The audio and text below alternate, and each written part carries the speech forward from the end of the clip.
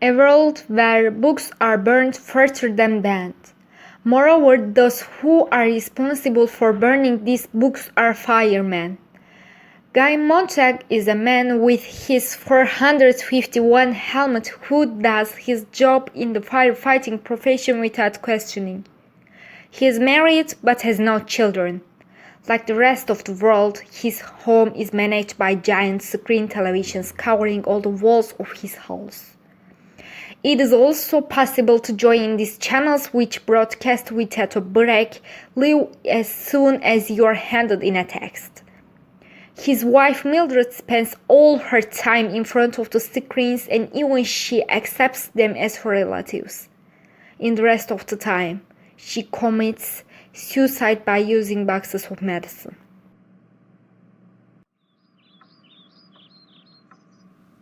They burned our next door neighbor with the books the other day. See? Yeah, why do people sacrifice their lives for a book? It's ignorance. It's good for traitors to die. I agree with you.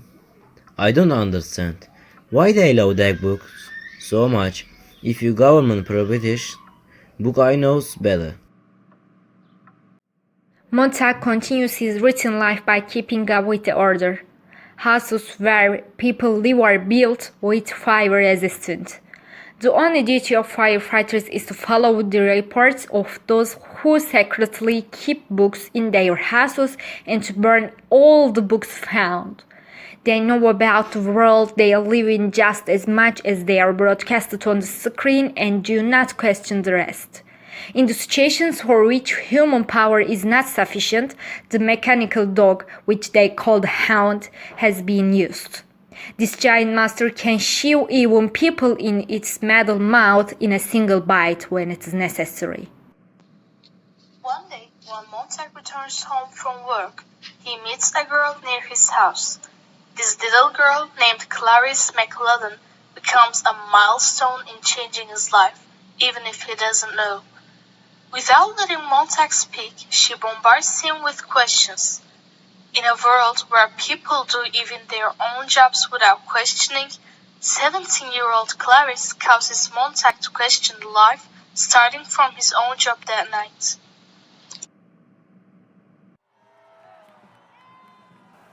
How long have you been a firefighter? 14 years. Have you ever read the books that you burned? Absolutely not is against the law. Sure. Is it true that many years ago the firefighters put out the fire instead of starting the fire? No, the houses have always been fire resistant, believe me.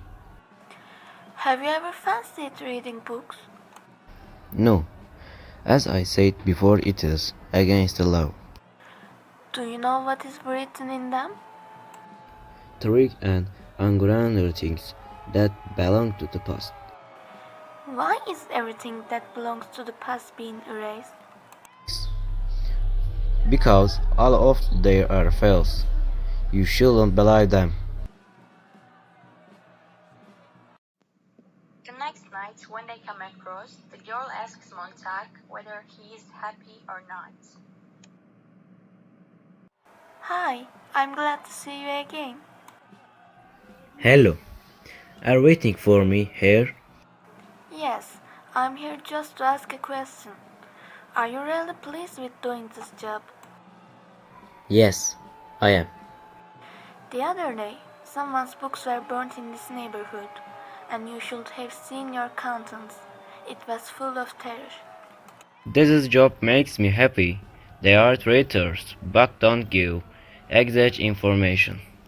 Okay, then take care. You too. This was their last conversation, and he couldn't heard of the girl again. Upon a notice that week, they go to a house to burn the books and they knock on the door. Open the door, or we will have to break it. The woman opens the door without objection and asks the fireman what the problem is. She is very calm. Why are you in front of my door? We know you are hiding something. Get out of our way and get off of the house. No, I will not do that. If you are going to burn my book, you have to burn my first.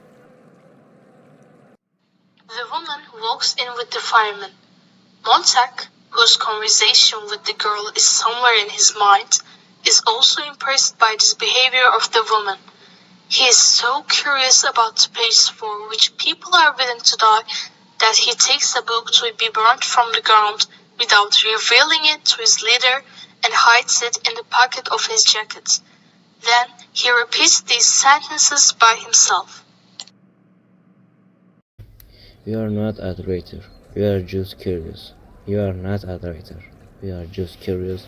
You are not a traitor. You are just curious.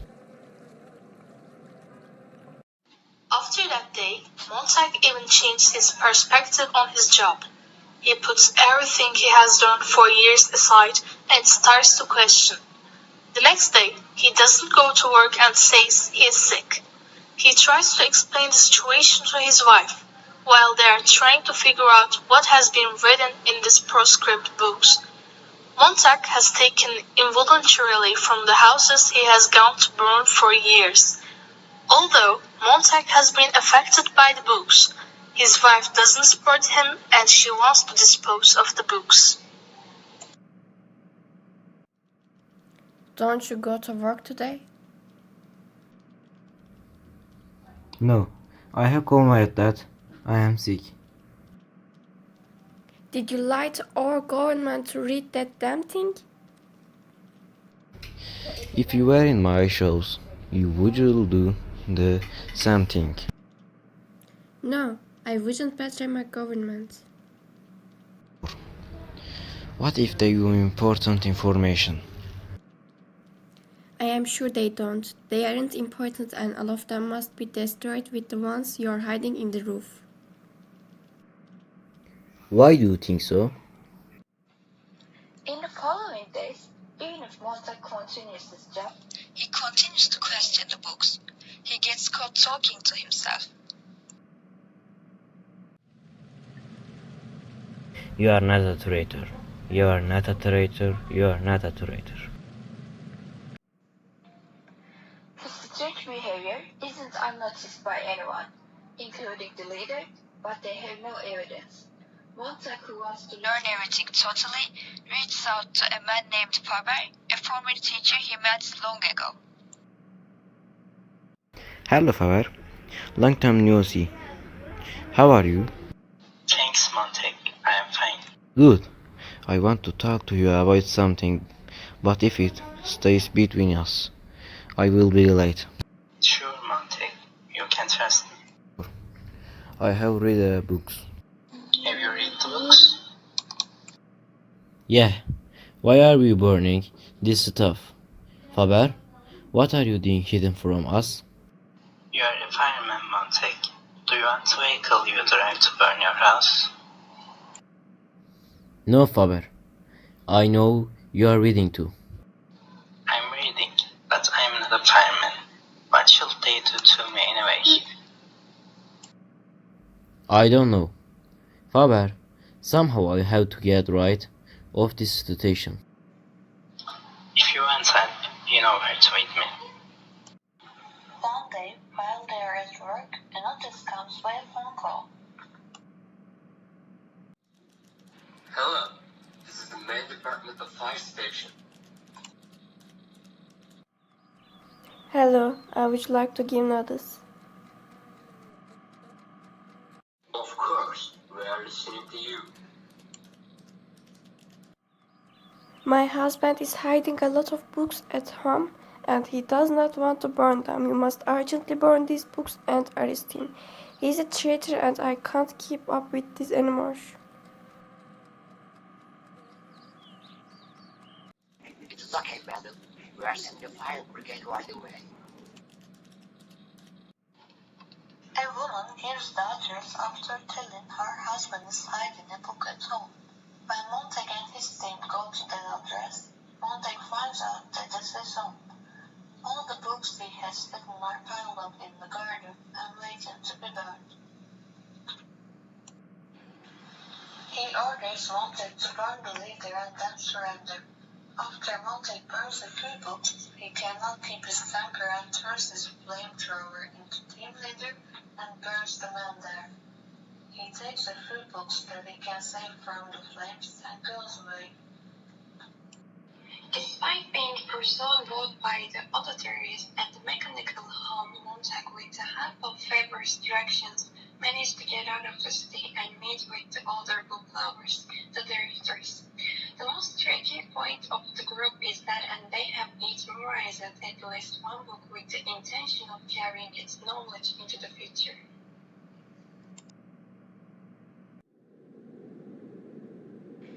Welcome, Montague. I'm glad that you have found the right way. Hi Faber. The truth has found me itself. Yet, I can't see any books around here. Yes, because old books are safe in our memories. They can find, steer, or burn our hardcores. However, it can't reach the depth of our minds. They can't resist your suspicion. They don't have any proof to blame you. The truth is your mind is the most precious book that you have.